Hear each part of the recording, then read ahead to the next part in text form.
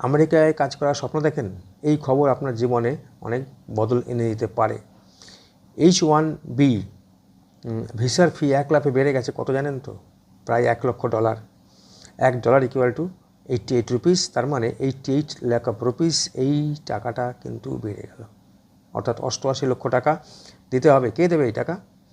আর কারাই বা পড়বেন বিপদে? চলুন সব পরিষ্কার করে জানি আজকের এই ভিডিওতে।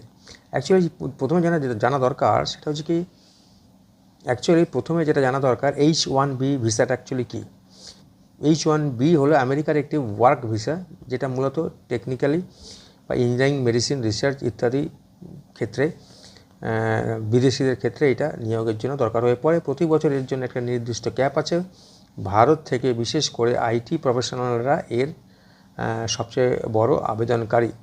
এখন নতুন পরিবর্তনটা কি হলো? সেপ্টেম্বর 2005 থেকে হঠাৎ করেই মার্কিন যুক্তরাষ্ট্র তারা ঠিক করলেন যে H-1B এই ভিসার আবেদন ফি হয়ে যাবে $1,00,000, অর্থাৎ যেটা বললাম 88 লক্ষ টাকা আপনাকে দিতে হবে। আগে যেখানে খরচ হতো আনুমানিক $2,000 থেকে $5,000, সেখানে এই বিপুল অঙ্কের টাকাটা দিতে হবে।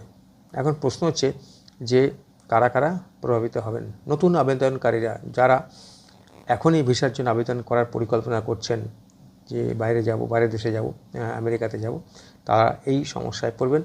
ছোট ছোট এবং মাঝারি যে সংস্থা আছে, যারা এত বড় অঙ্কের টাকা নিয়ে কর্মী আনার ক্ষমতা রাখে না। সত্যি কথা বলতে কি, ছোটো ছোটো যে আপনার কোম্পানিগুলো আছে, তারা কিন্তু এত বড় অঙ্কের টাকা দিয়ে কর্মী আনার ক্ষমতা রাখতে পারবে না।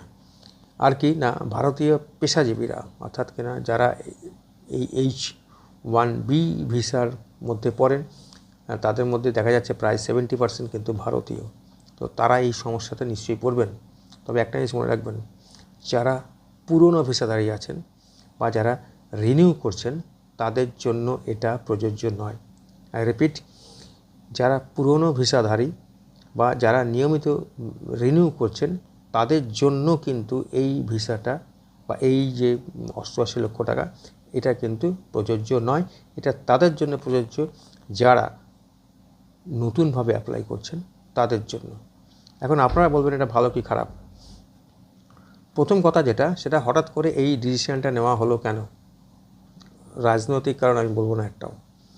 আমি যেটা বলবো সেটা হচ্ছে কি, যে মার্কিন যুক্তরাষ্ট্রের যে অ্যাডমিনিস্ট্রেশন, তাদের দাবি যে এখানে যারা আমেরিকান যারা আছেন, অর্থাৎ সেখানকার যারা নেটিভস, তারা অনেক অনেক বেশি সুরক্ষিত থাকবেন। অর্থাৎ তাদের বক্তব্য, মেনলি ইন্ডিয়ান থেকে প্রচুর প্রফেশনালস যারা চলে যাচ্ছেন ওখানে, তাদের স্কিল এতই ভালো যে ওখানকার লোকাল যারা আছেন, অর্থাৎ কিনা ওন আমেরিকান যারা, তারা অনেক বেশি সুরক্ষিত পাবে এক্ষেত্রে।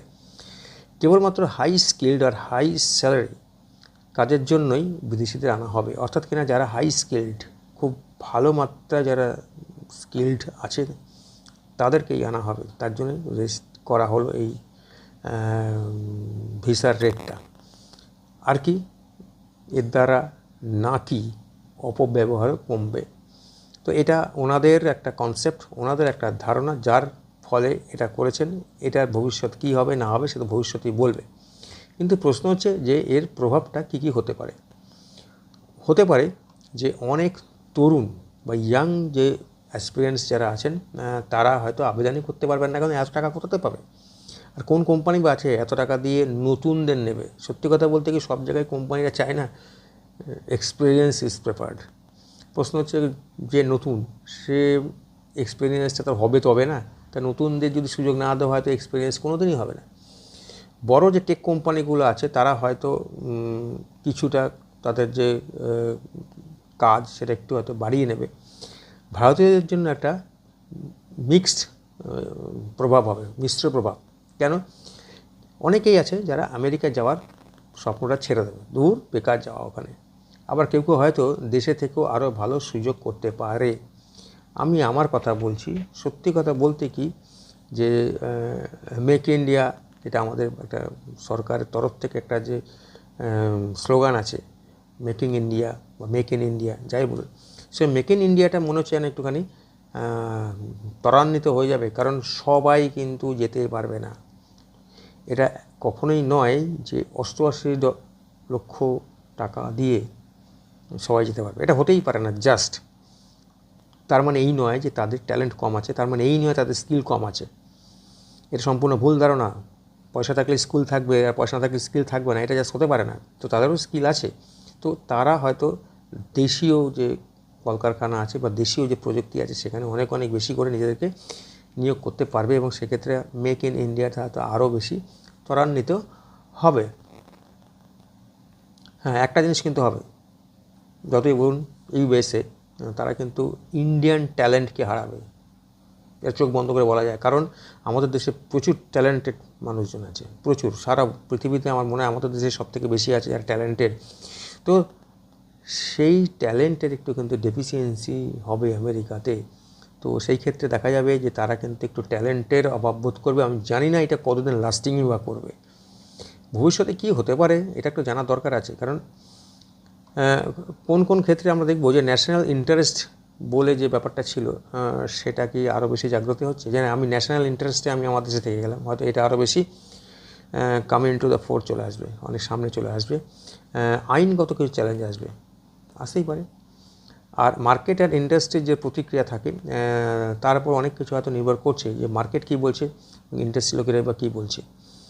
তো লাখ টাকার প্রশ্ন যেটা, সেটা হচ্ছে কী করবে যারা অ্যাপ্লিকেন্টস, আবেদনকারীরা কী করবেন? আগে থেকে পরিকল্পনা করতে হবে, বিশ্বাস করুন, আগে থেকে প্ল্যানটা করতে হবে। অন্য ভিসা যদি নিতে চান, L1 বা 01 যেটা থাকে, এগুলো বিবেচনা করতে পারেন।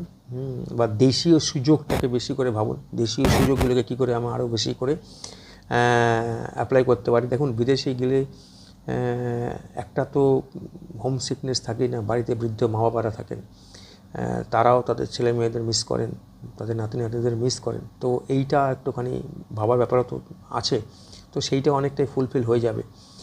আর নিশ্চয়ই দরকার পড়লে লিগ্যাল এক্সপার্টের পরামর্শ নিতেই হবে। তো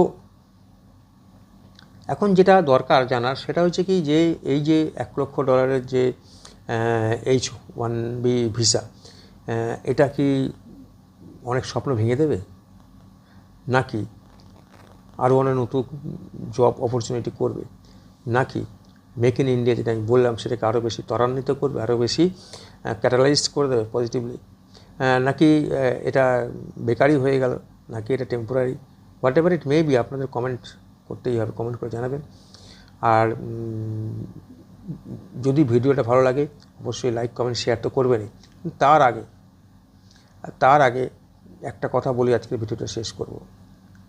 সেটা হচ্ছে কি, যে সব সময়তে না জানবেন একটা জিনিস, we the common people of India, আমাদের কিন্তু, সে আমাদের গভর্নমেন্ট হোক বা বাইরের দেশের গভর্নমেন্ট হোক না কেন, তাদের পলিসির উপর বেস করে কিন্তু আমাদের চলতে হয়। ফলে এখানে নিশ্চয়ই 88 লক্ষ টাকাটা অনেক অনেক অনেক বেশি, নেক্সট টু ডোন্ট কাম, ব্যাপারটা এরকম। তো সেই জায়গায় দাঁড়িয়ে যদি কেউ পারমিট করতে পারেন নিশ্চয়ই যাবেন, যারা করতে পারবেন না তারা যাবেন না। তার মানে এই নয় কিন্তু দেশে তাদের জব অপরচুনিটি নেই। সবাই ভালো থাকবেন।